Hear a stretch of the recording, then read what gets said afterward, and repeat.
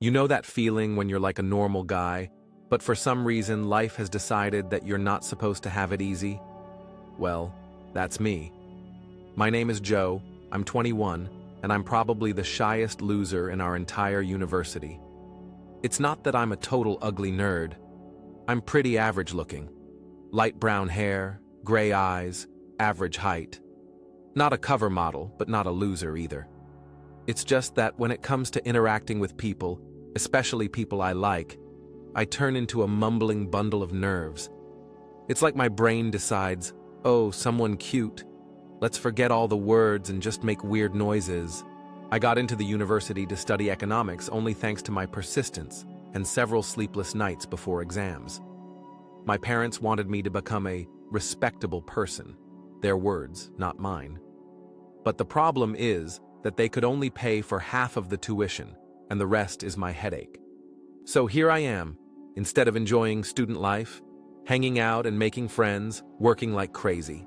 Lectures in the morning, a shift at a cafe near campus in the evening, where I wash dishes and sometimes help in the kitchen. The pay is pennies, but you have no choice.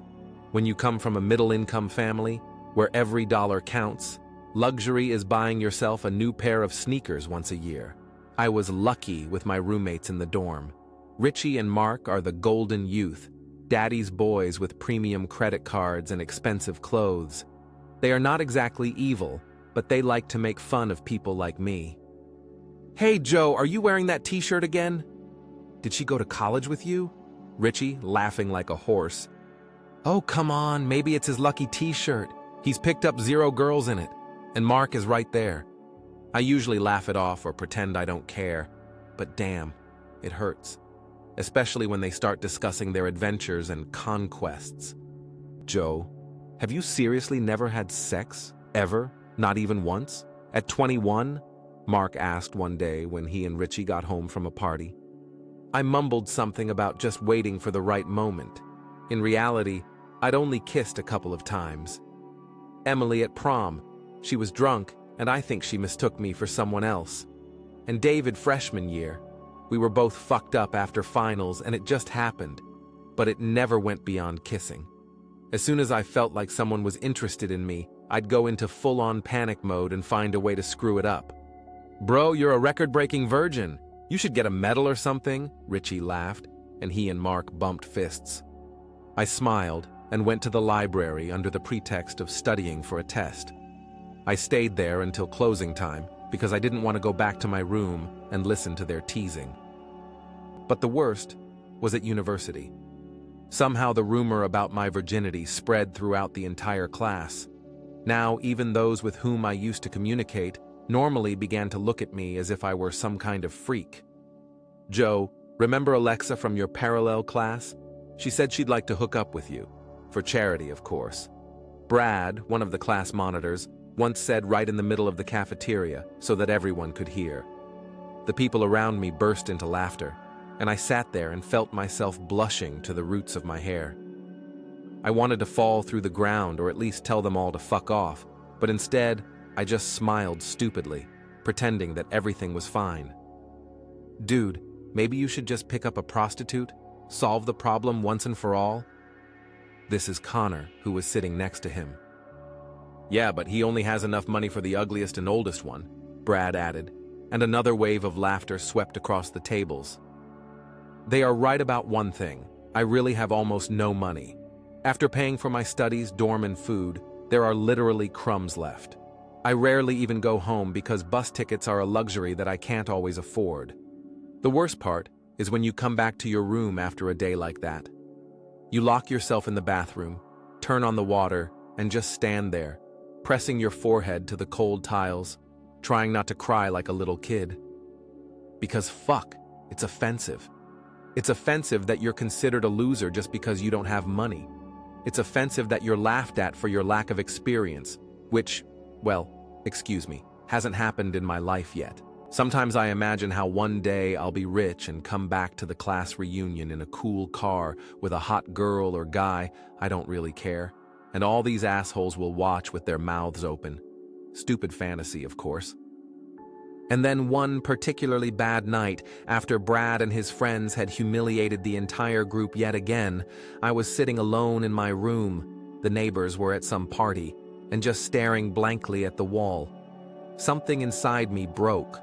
I don't know what exactly, but I suddenly felt like I couldn't live like this anymore. I couldn't come home from school and work every day feeling drained, only to have to endure yet another round of jokes about my worthlessness. Something needs to change, and change radically. Otherwise, a couple more months of this life, and I'll just go crazy or do something stupid. I opened my laptop and started looking for part-time jobs. Pizza delivery? I already work in a cafe, and that's barely enough. Tutor? My grades aren't that great to teach anyone. Sell a kidney? Tempting, but apparently illegal. And then I saw an ad that changed my whole life. We'll sell my innocence. $25,000, serious offers only. It was in the dating section of a local classified site. Some girl decided to make money on her virginity, and judging by the comments, there were plenty of people willing. And then it dawned on me, if she can do it, why can't I? I'll sell my virginity for a tidy sum and solve two problems at once. Get rid of the label of an eternal virgin and earn money. A lot of money. It was a crazy idea. Totally crazy. And possibly the most brilliant idea I've ever had. I must have been sitting in front of my laptop for half the night staring at that girl's ad. 25 grand. That's what I'd fucking make in my dive bar in a year of licking plates. All in one night. I wouldn't say that the idea to sell my virginity just came out of nowhere. Part of me was screaming, "What the fuck are you doing, Joe? Are you nuts?" And the other part was coldly calculating the benefits. 25,000 would solve all my problems with paying for a year's tuition, plus I could move out of the dorm and into some cheap apartment so I wouldn't have to see Richie and Mark's faces every morning. Why not? I thought, opening a new tab and going to the same classified site. If it's normal for a girl, then why is it shameful for a guy? I started typing, erasing, typing again. How the fuck do they even write ads like that? Selling my virginity? Too straightforward. Young student seeks sponsor for special experience? Sounds a bit murky. In the end, I decided to be as direct as possible. Guy 21 will sell his innocence. $30,000, no jokes or perversions, serious offers only. I priced it higher than that girl.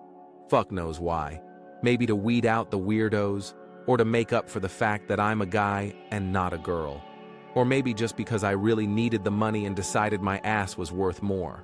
My finger hovered over the publish button, my heart pounding as if I was about to skydive instead of just post a stupid ad. I don't give a shit, I said out loud and pressed the button. That's it. My ad went online. Now it's there, among the listings for used sofas, old iPhones, and plumbing services. I'm officially fucking up for sale. I started shaking, whether from adrenaline or fear or the realization of my own stupidity. I slammed the laptop shut and stared at the ceiling. What had I done? What if someone from the university saw this ad? What if Brad or Richie? Oh, come on. They're watching porn there, not reading ads, I reassured myself. And then I remembered that I'd given my real phone number. Fuck. But it was too late to change anything. I decided that if I woke up tomorrow and realized that this was still too crazy an idea, I would just delete the ad, and that would be it. No one would know anything. I fell asleep only in the early morning, when it was already getting light outside. And of course, I overslept the first period. The whole next day, I was on pins and needles. I checked my phone constantly, shuddering at every call or message. But apart from spam and a reminder about overdue payment for the internet, nothing came. That evening, I checked the ad. It was still up on the site, but there was no response. I felt a strange mixture of relief and disappointment. Seriously, Joe? Are you upset that no one wants to buy your ass for 30 grand? I was particularly absent-minded at work in a cafe. I broke 2 plates and spilled hot coffee on some hipster, who then yelled at the manager for a long time. They deducted the damage from me, so I came home even angrier and more tired than usual. The neighbors, thank God, had gone somewhere, so I could suffer in peace and quiet alone. Opening my laptop, I went back to the classified site. My ad was there, but it was somewhere on the third page. It made sense. Who needs some virgin when you can buy a used PlayStation or an antique table? I was about to delete this crap when I noticed that there was one new message in the site's chat. Some user with no name or photo wrote, "Is this true or a joke?" I thought about it.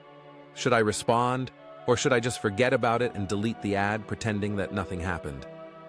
"True," I wrote. "No kidding." The answer came almost immediately. "Why exactly 30,000? Why not?" "My innocence is worth so much to me," I replied, suddenly feeling confident. Fuck. Why should I value myself any less? "Interesting. Do you have a photo?" This is where I got tense. Photos? What the hell, photos? I'm not on an escort site after all, but then I thought, if a person is willing to shell out 30 grand, he probably wants to know what he's paying for. I took a couple of selfies right there, in the dim light of the desk lamp. Nothing special, just my face and a bit of my torso in a t-shirt. I'm not an idiot who would send naked pictures to a stranger. "Here," I wrote, attaching the photos. "This is me." "You look younger than 21, came the reply. "I'm 21. I can send you a photo of my ID if you need it," I replied, and immediately mentally slapped myself on the back of the head. Are you a complete moron, Joe? Are you going to send your documents to who knows who? No need. I'll take your word for it. Why did you decide to sell your innocence? I hesitated. Tell a stranger on the internet about my problems? About how they make fun of me at university? About how I'm broke? Although, what difference does it make? He doesn't know who I am. Need money, I wrote, and want to solve my virginity problem. Kill two birds with one stone, you know. There was no answer for a long time. I had already decided that I had scared off a potential client with my honesty when a new message arrived. Are you passive or active? Oh, fuck. So it's a man. I didn't think about that when I posted the ad. For some reason, I assumed a woman would respond. Stupid, of course. What kind of woman would pay for sex with an inexperienced guy? I thought about it. Actually, I don't care whether it's a guy or a girl. I've experimented with both, but in this particular case, I just don't know, I answered honestly. I've never done it. That's why I'm a virgin. I see, came the reply. I'm interested, but I prefer to communicate directly rather than through the site. Leave your number. I froze. On the one hand, it looked suspicious. On the other, the guy was clearly in no hurry and was asking normal questions. Not that I'm an expert in selling virginity, but he seemed serious. I left my phone number and immediately regretted it. Again. But there was no turning back. 2 days passed and no one called. I almost forgot about the conversation, deciding that it was some kind of joke or a pervert who was just having fun. I still didn't delete the ad, partly out of stubbornness, partly because this crazy idea still seemed like the only way out. On the third day, I was sitting in the library trying to study for a macroeconomics test when the phone rang. An unfamiliar number. Hello? I answered, going out into the corridor so as not to disturb others. Good afternoon, is this Joe? Asked a deep male voice with a slight accent that I couldn't place. Yes, it's me, I replied, feeling my mouth go dry. My name is Oliver O'Flaherty. I saw your ad and am intrigued by your offer. I almost dropped my phone. Fuck, this is actually happening. Yeah, hello, I muttered, suddenly losing all my bravado. I'd like to discuss the details in person. Are you free this evening? I have a shift at the cafe until 8, I answered automatically. Great, will 9 suit you? I swallowed. Yes, quite. Great, I'll send a car for you. Tell me where to pick you up. A car? What the hell? It sounded like the beginning of a thriller where the main character is dismembered and sold for his organs. Listen, I'm not sure, I began. Joe, he interrupted, his voice softening. I understand your concerns, but I'm offering $30,000. For that kind of money, I expect a certain level of trust. We'll just meet and discuss the terms, no obligations. If you don't like it, you can always leave. 30,000, a sum that will change my life. It's worth the risk, isn't it? Okay, I said, my address is... and I dictated the address of the hostel. No big deal. Great, the car will be with you at 9, black limo. See you later, Joe. And he hung up, leaving me standing with my mouth open in the middle of the library corridor. Limousine? Did he fucking seriously say limousine? I returned to my desk, but I could no longer concentrate on my studies. Only one thing was spinning in my head. What have I done? And what will happen now? The shift at the cafe dragged on forever. I got 3 slaps from the manager for spilling drinks and mixing up orders. The only thing that kept going through my head was limousine. $30,000. Some Oliver O'Flaherty. The name sounded like something out of an Irish mafia movie, which didn't make me feel any better. By 8, I was out of work like a bullet, without even changing out of my cafe uniform. I needed to have time to shower, shave, and put on something decent. There was, of course, nothing in the closet suitable for a meeting with a man who would just send a limo for you. I chose my most intact jeans and a shirt that I usually wore to family celebrations. Are you sure you're not a maniac? I asked my reflection in the mirror, trying to tidy up my hair. Maybe it's not too late to call it all off? I pulled out my phone, looked at Oliver's number. My finger hovered over the call button. But what would I say? Sorry, changed my mind about selling my virginity? After I'd posted the ad and agreed to meet? And this money, $30,000.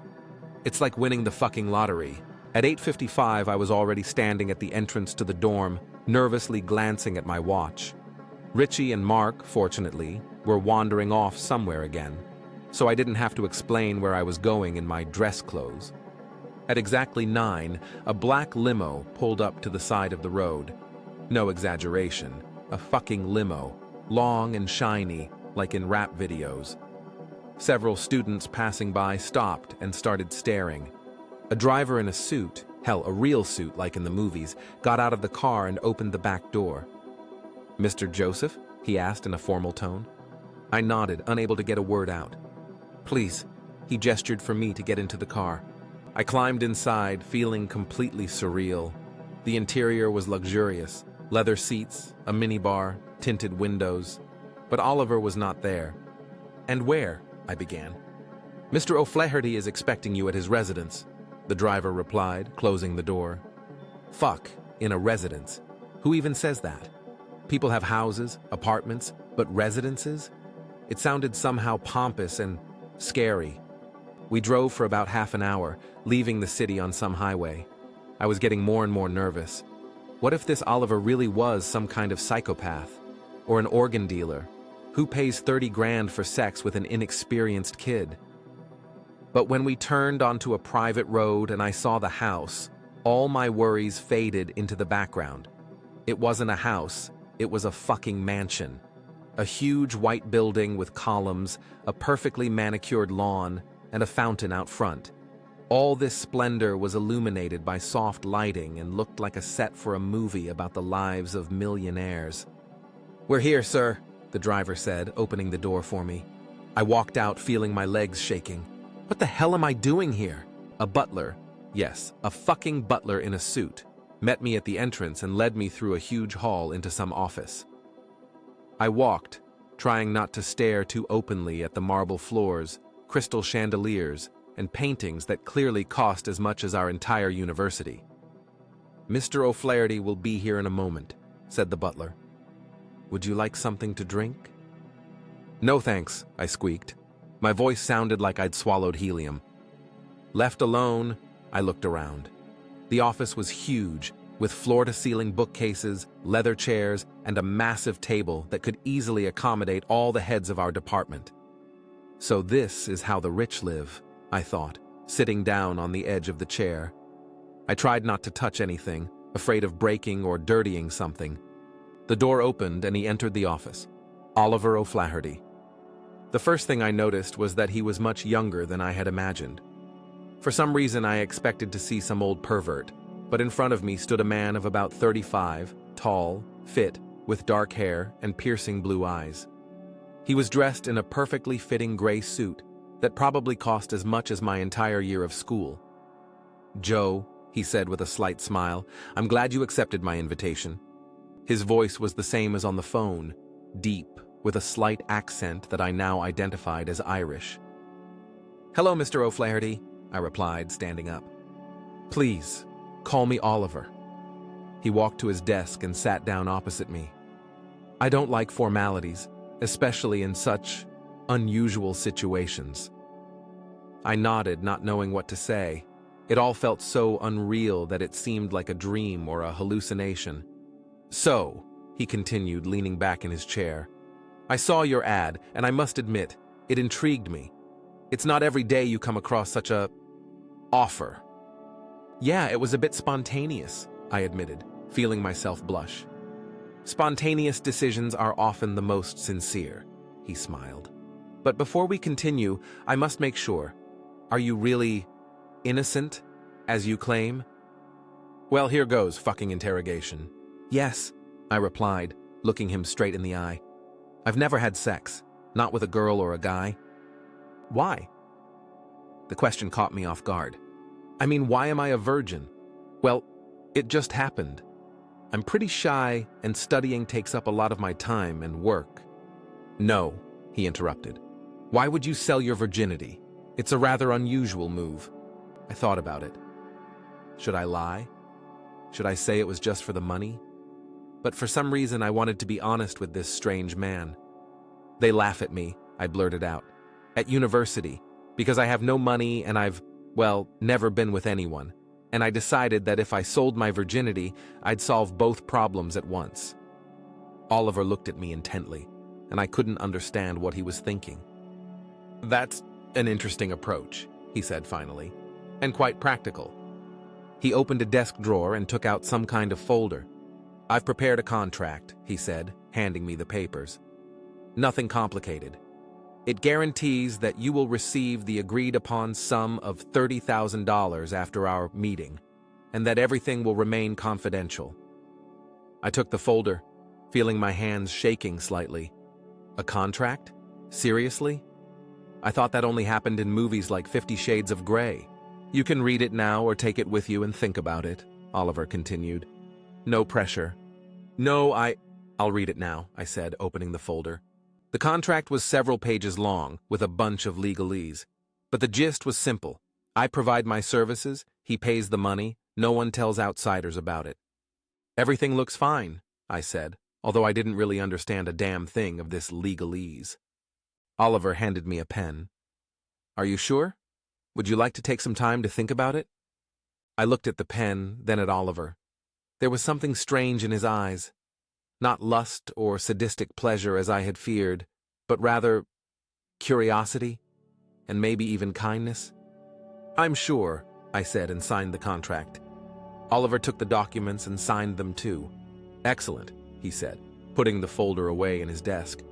"Now that the formalities are out of the way, I propose to discuss the details." "Details?" "Yes, when, where, and how everything will happen." "Fuck, we're actually discussing this. Like a business meeting or a trip to the dentist." "I'm free this weekend," he said. "Saturday evening. I'll send a car for you, like today, and you'll stay here overnight. The driver will take you back in the morning. Will that suit you?" I swallowed. "Yes, quite." "Very well." He stood up. "In that case, we'll meet on Saturday, say 6:30 p.m.? I stood up too. "Okay."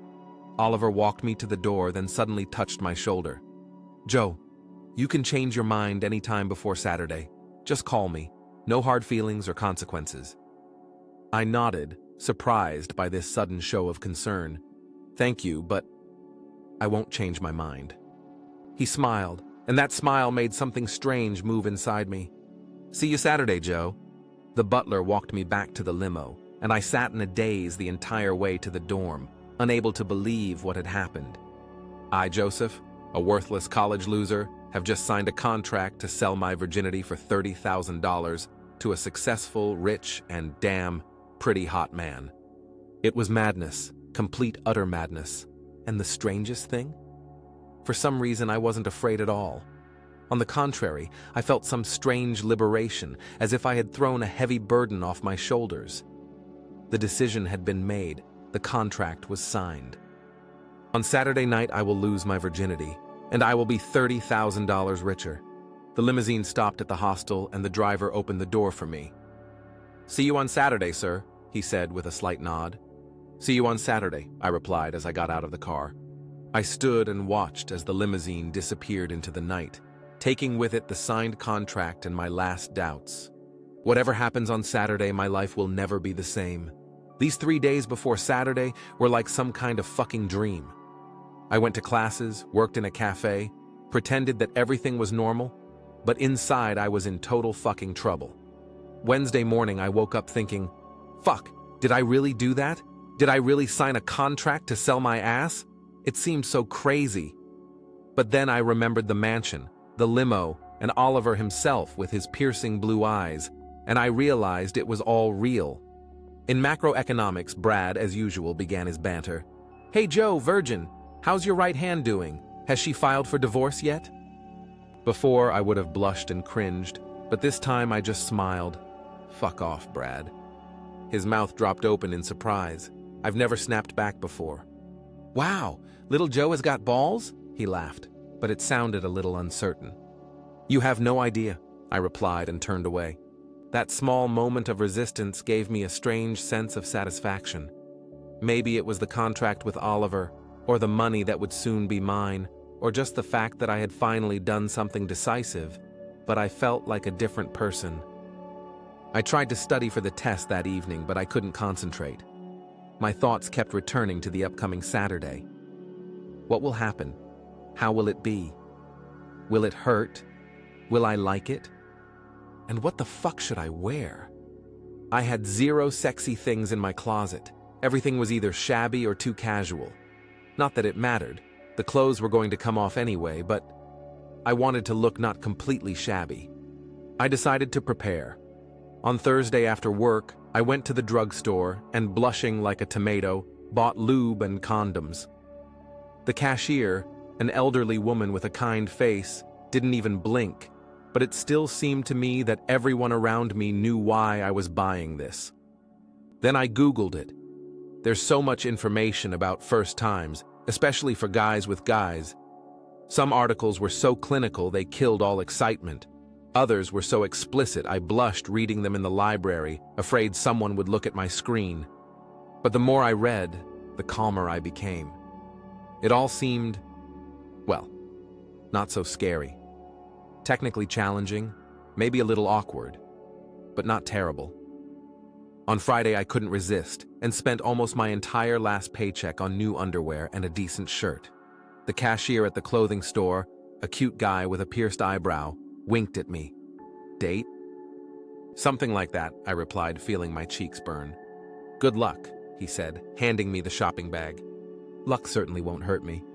That evening I took a shower, and for the first time in my life I shaved. Well, that's it. It was weird and a little awkward, but I decided that if I was going to sell my virginity for that kind of money, I should look decent, in all places. My neighbors noticed the change in me. Mark even asked if I was sick because I was kind of jumpy. I brushed it off, saying I was just nervous about the test next week. "You need to get laid, man," Richie said, lounging on his bed. "Release the tension." "Maybe you're right," I replied with a smile, and they both stared at me as if I'd grown a second head. The night before the day X, I hardly slept. I tossed and turned, imagining how everything would be. In my fantasies, Oliver was sometimes gentle and caring, sometimes domineering and demanding. I didn't know which I liked more, and this made me even more nervous. I spent Saturday morning trying to keep myself busy. I cleaned my room, went for a run, even started writing an essay on microeconomics that wasn't due until next week. Anything to keep my mind off the evening. Around 3, I started getting ready. I took a shower, then another shower, then... well, you get the idea. I wanted to make sure I was clean everywhere. Richie and Mark, luckily, had gone off to some frat party, so no one questioned my third shower of the day. I shaved, combed my hair, put on new underwear and my best clothes. I looked at myself in the mirror and didn't recognize myself. It seemed like the same Joe. Average height, average build, nothing special. But his gaze was different. Nervous, yes, but determined too. At 6:15 p.m., I was already standing outside the dorm, nervously shifting from one foot to the other. The small sports bag with a toothbrush, a change of underwear, lube, and condoms felt incredibly heavy in my hand. At exactly 6:30 p.m., a familiar black limousine pulled up. My heart sank somewhere into my stomach. "It's happening," I thought as I climbed into the car. "It's really happening." The whole way to the mansion I was on pins and needles, imagining the best-case scenario, then the worst. What if Oliver was rude? What if I got hurt? What if he didn't like me? But what I was most afraid of was looking like a complete and utter idiot. Well, I was inexperienced, but I didn't want to look like a complete loser in front of someone like Oliver. It was already getting dark when we arrived at the mansion. The house was illuminated and looked even more impressive than on my first visit. The butler met me at the entrance and led me not to an office, as last time, but to some kind of guest room. It was huge, with a king-size bed, a minibar, and a private bathroom. "Mr. O'Flaherty asked me to say that he would join you shortly," said the butler. "Make yourself comfortable, sir." "Sir." He called me sir. It was so strange that I almost laughed. I put my bag on the bed and looked around. The room was immaculate, like everything else in the house. On the nightstand was a bottle of expensive whiskey and 2 glasses. I had just sat down on the edge of the bed when there was a knock at the door. "Come in," I said, my voice trembling betrayingly. The door opened, and Oliver walked in. He was wearing dark trousers and a white shirt, unbuttoned at the top. He looked damn good. "Joe," he smiled. "Glad you came." "Hi," I said, standing up. Thanks for the invitation." Oliver laughed. "I think in our situation, formalities are unnecessary." I nodded nervously, unsure of what to do next. Undress? Wait for instructions? Fuck. Why isn't there a manual for how to behave when selling your virginity? Oliver seemed to sense my uncertainty. "Maybe we should have a drink first? Relax a little?" "Yes," I breathed a sigh of relief. "That would be great." He walked over to the nightstand, poured whiskey into 2 glasses and handed one to me. "To new beginnings." "To new beginnings," I repeated and took a sip. The whiskey burned my throat, but it was a pleasant sensation.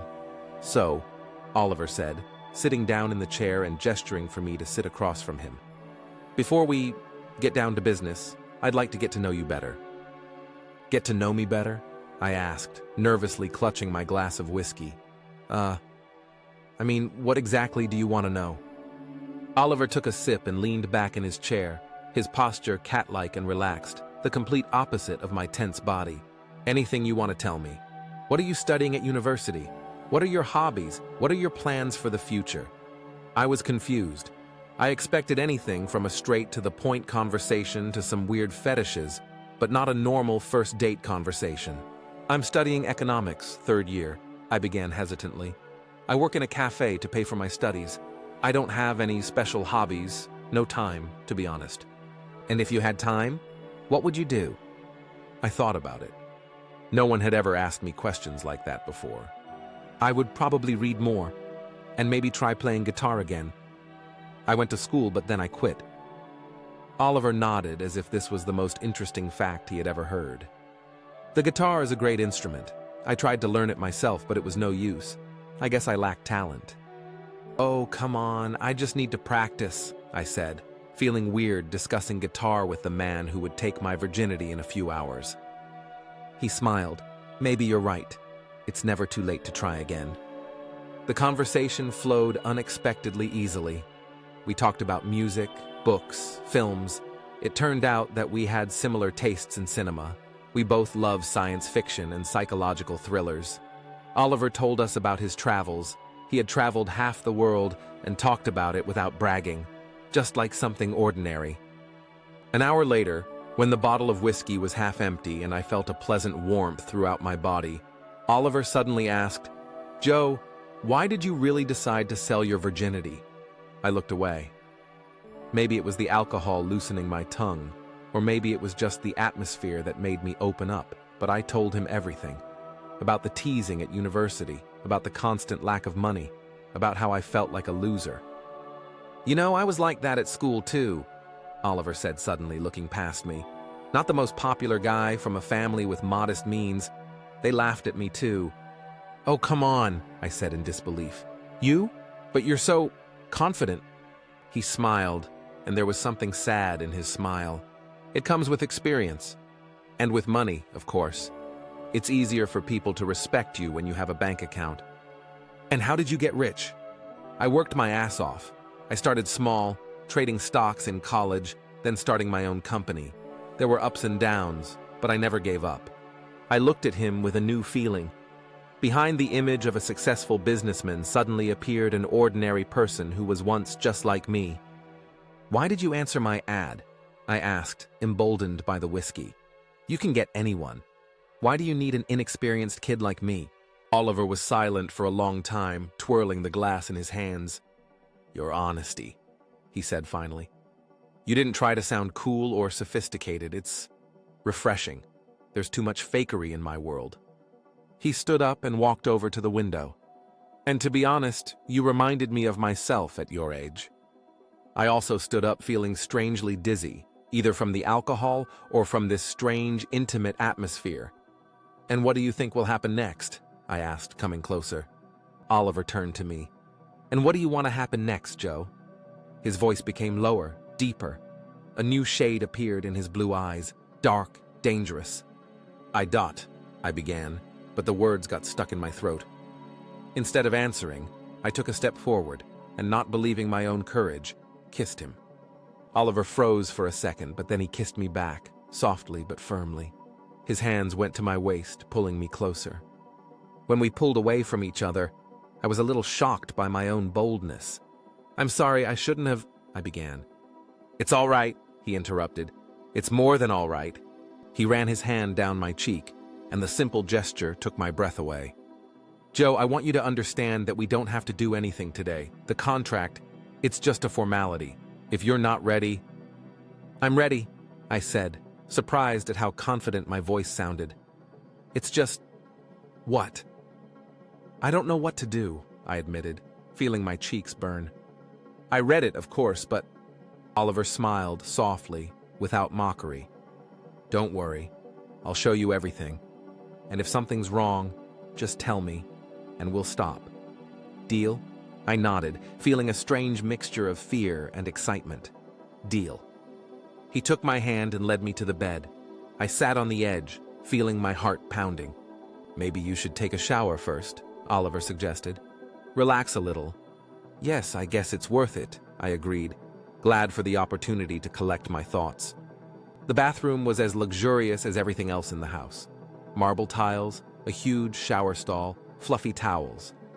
I turned on the water and stood under the hot streams, trying to calm my nerves. "What am I doing? What the fuck am I doing?" was the thought running through my head. But instead of the panic I expected, I felt a strange calm. This is happening. And maybe it's not so bad. When I came out of the bathroom with a towel wrapped around my hips, Oliver was sitting on the edge of the bed, shirtless. His torso was toned and muscular, not like a bodybuilder, but like someone who works out regularly. "Better?" he asked with a smile.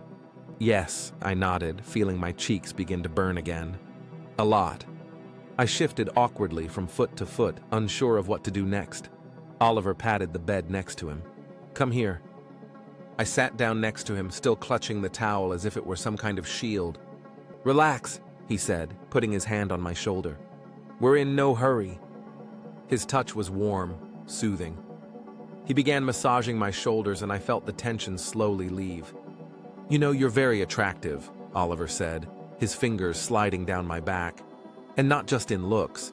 There's something sincere about you, a rare quality these days." I didn't know what to answer, so I just looked at him, feeling the warmth spreading inside me from his words.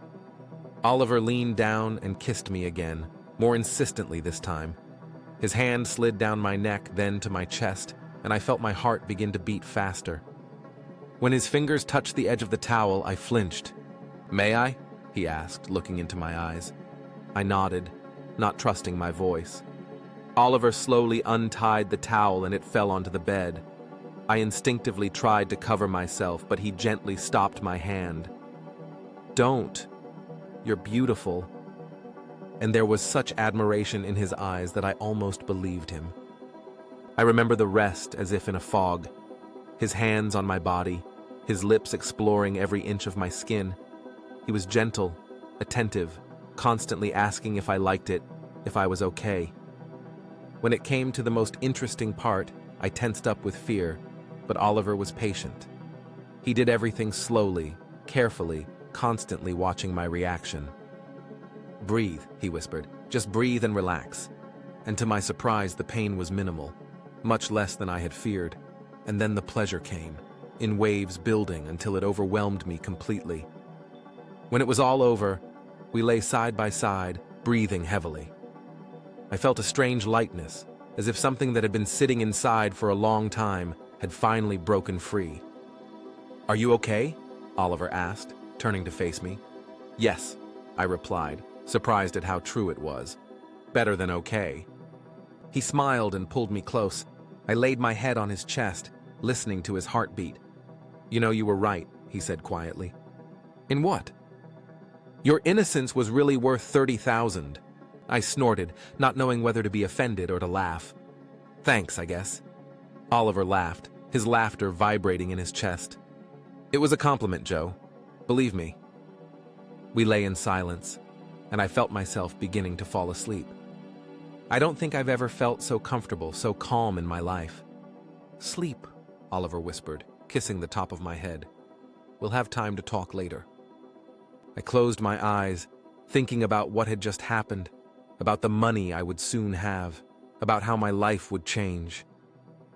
And with these thoughts, I fell into a deep, peaceful sleep. I woke up to sunlight streaming through the curtains. For a second, I forgot where I was, but then I remembered everything. Oliver, our night, my lost virginity. I turned over, but the other half of the bed was empty. There was a note on the pillow. "Joe, sorry. I couldn't wait for you to wake up. Urgent matters require my attention. Breakfast will be served when you come down. A driver will take you home when you are ready. The money has been transferred to the account details you left in the contract. Thank you for the evening. It was something special." Oh, I read the note twice, feeling strangely empty inside. What did I expect? That he would get down on one knee and ask me to stay with him forever? It was a deal, just a deal. I got my money, he got what he wanted. But for some reason, this thought made me feel bitter. I got up, got dressed, and went downstairs. The butler showed me to the dining room where breakfast was laid out. Fruit, scrambled eggs, toast, freshly squeezed juice. Everything was perfect, like everything in this house. But without Oliver, everything seemed somehow empty. After breakfast, the driver took me back to the hostel. I was silent the whole way, looking out the window and thinking about the past night. Well, now I'm rich, and no longer a virgin. Mission accomplished, right? Then why did my soul feel so lousy? Back at the dorm, the first thing I did was check my bank account. $30,000. They were really there. Not a dream, not a hallucination. A sum that changed my whole life. The neighbors returned from the party and, as usual, started teasing, "Where have you been, virgin? Have you been jerking off in the library again?" But something changed in me. I just shrugged and said, "You know, Richie, you'd be surprised." On Monday, I went to class with a new sense of self. When Brad started making his usual jokes, I looked him straight in the eye. "You know, Brad, I'm really sorry that the only way you feel important is by putting other people down. It must be hard to be so insecure." His face fell and there was silence. For the first time, I left him without a word. Over the next few days, I changed my life dramatically.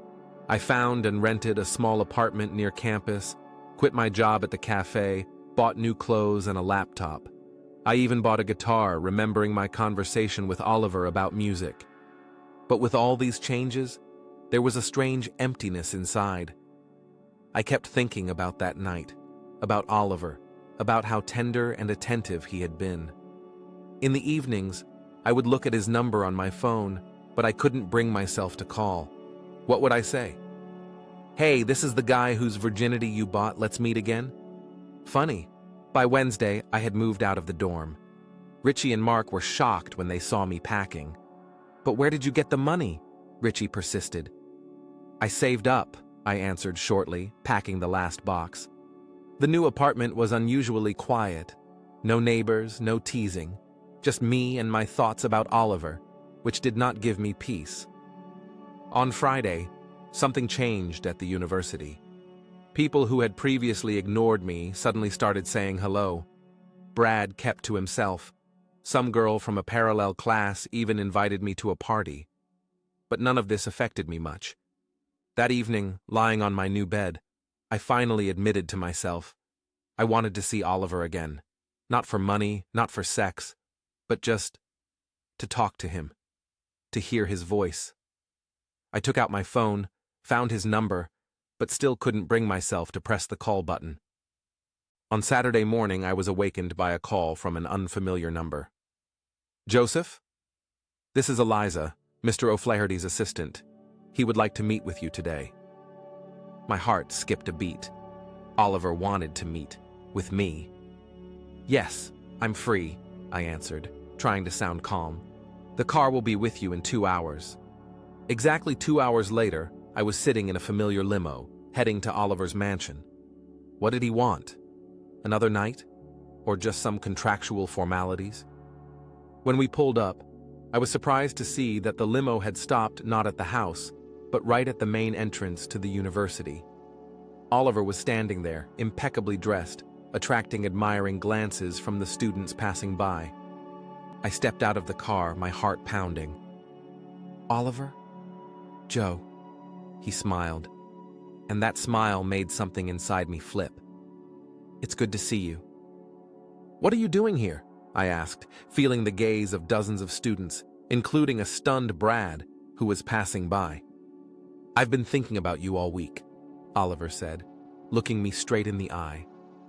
And I realized I didn't want our meeting to be a one-off. I looked at him, not believing my ears. "But the contract, the money?" "Screw the contract." He took a step closer. "I want to get to know you, Joe. Really get to know you. Not as a client, but as someone who's interested in you. Really interested." A crowd was gathering around us. I saw open mouths, heard whispers. Brad stood wide-eyed with the other guys in our group. "Are you serious?" I asked, still not sure if this was really happening. "Absolutely." Oliver took my hand, ignoring the onlookers. "I want you to move in with me, live in my house, not as my possession, but as someone who is important to me." The world around me seemed to freeze.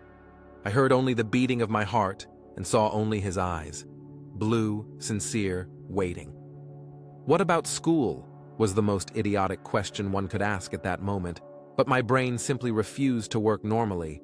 Oliver laughed. "You can continue studying. I don't live that far, and I could help you with your internship. My company is always looking for talented economists." I stood there, stunned by his proposal, oblivious to the growing crowd of onlookers. "Why me?" I finally asked. "You could have anyone." Oliver thought for a moment, then replied, "Because you're real, Joe. In a world full of fakery and pretense, you showed me something real. And I don't want to lose that." He leaned over and kissed me, right there, in the middle of the university courtyard, in front of dozens of students and faculty. I heard gasps of shock, whistles, even applause. When we pulled away from each other, I saw Brad's face, pale with his mouth open, and I couldn't help but smile. "Yes," I said, looking into Oliver's eyes. "I want to be with you." He smiled, took my hand, and we walked to the limousine. My former tormentors, my problems, my old life were left behind. There was something new, unknown, and possibly beautiful ahead. "By the way," Oliver said as we got into the car, "I'll give you your 30,000 back." "Why?" I asked in surprise. "Because this isn't a deal anymore." He squeezed my hand. "This is the start of something bigger." And as the limousine pulled away, taking us away from the university, I realized that money can buy a lot of things, but what was happening between us now was something that no amount of money could buy.